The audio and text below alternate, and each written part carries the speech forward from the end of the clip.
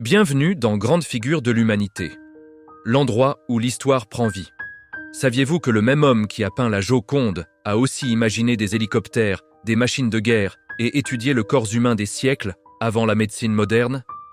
Son nom était Léonard de Vinci.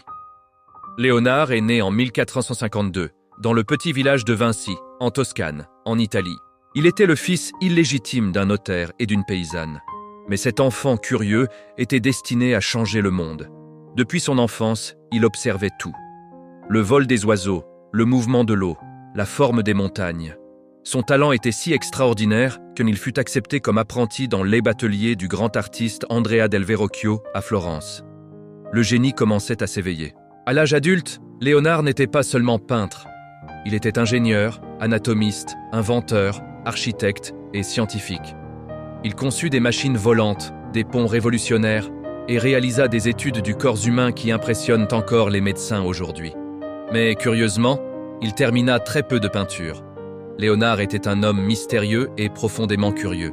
Il écrivait en écriture miroir, de droite à gauche. Il dormait très peu et gardait toujours des carnets où il notait des milliers d'idées. Pour lui, la curiosité était la véritable forme d'intelligence. Il ne s'est jamais marié et n'a jamais eu d'enfant.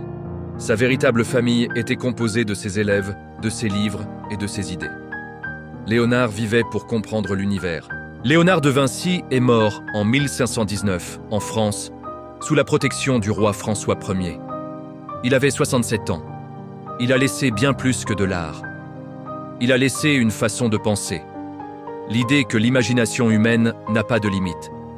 Si vous êtes passionné par les esprits qui ont changé l'histoire, suivez-nous et abonnez-vous à la chaîne.